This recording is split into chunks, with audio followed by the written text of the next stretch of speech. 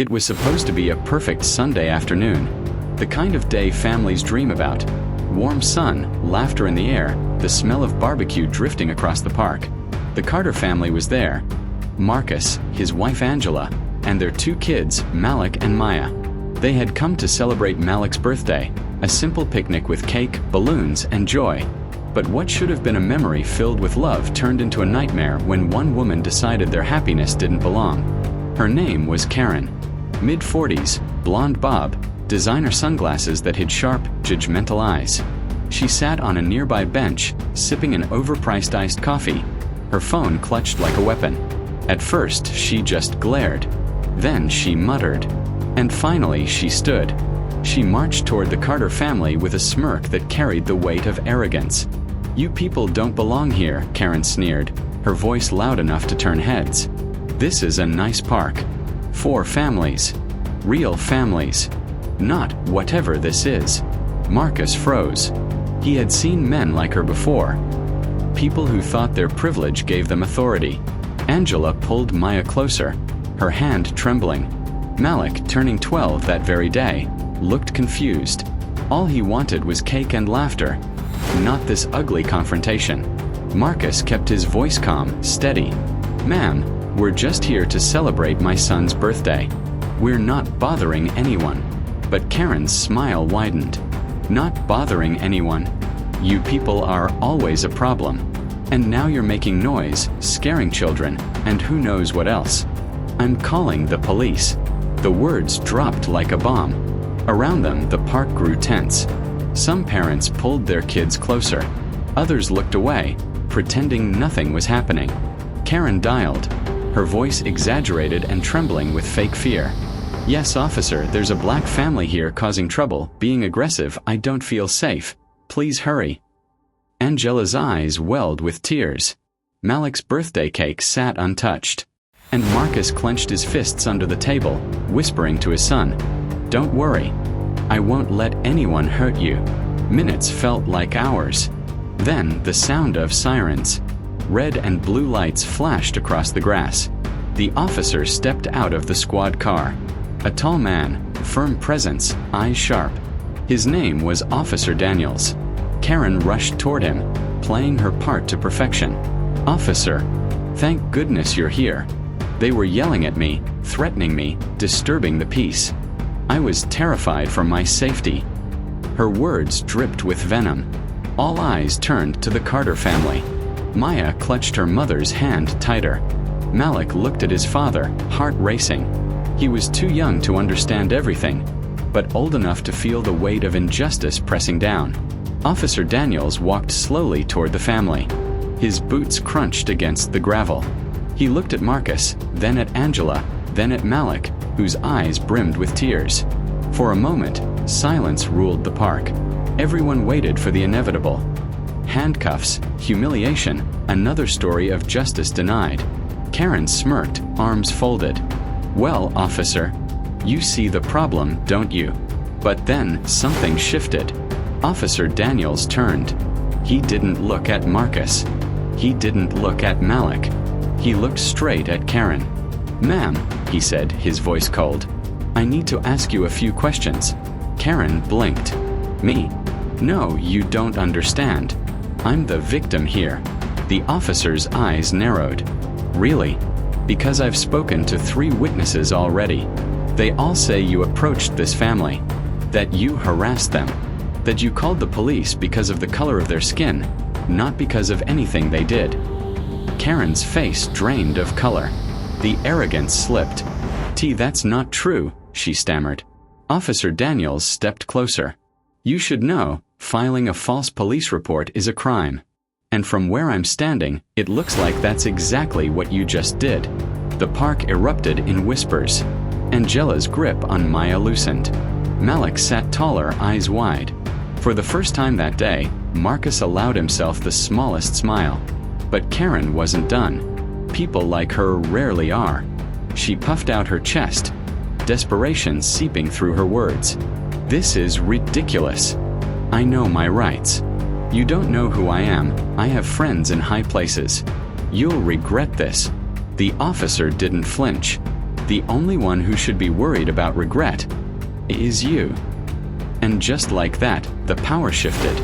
Karen, once smug and untouchable, now stood exposed in front of everyone. Her lies crumbled under the weight of truth. Marcus placed a hand on his son's shoulder, whispering, "See? Sometimes justice shows up when you least expect it." But the story wasn't over. Not even close. Because Karen's threats weren't empty. She did have connections.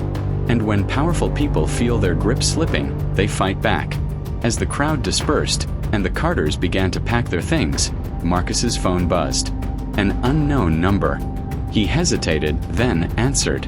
A low voice spoke on the other end. "This isn't over. You embarrassed the wrong person today, and your family will pay the price."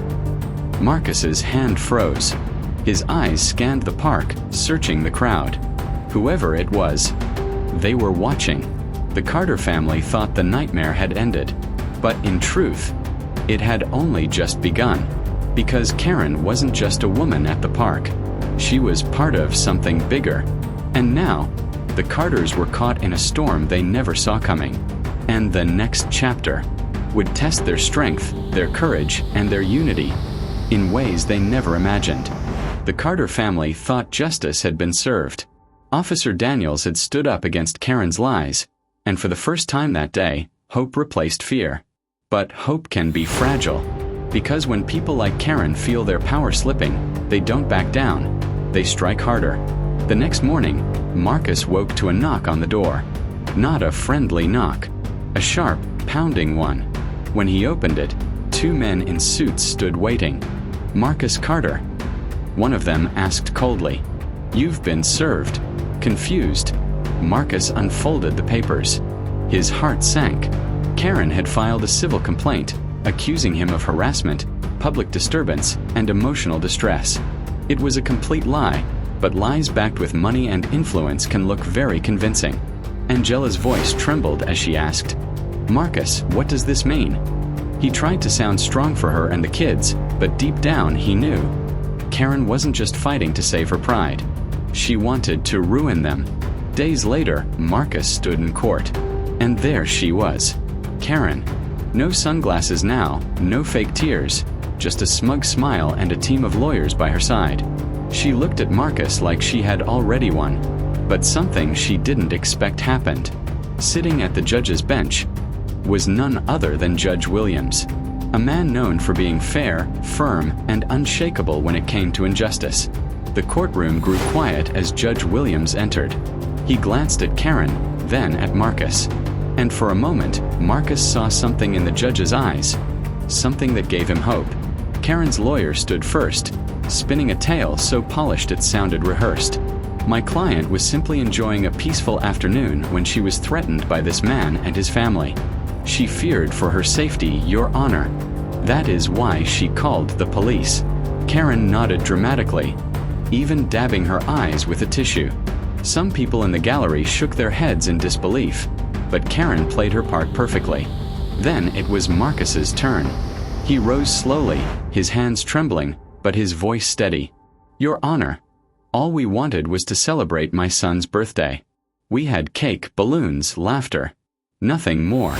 But she decided that wasn't allowed, because of the color of our skin."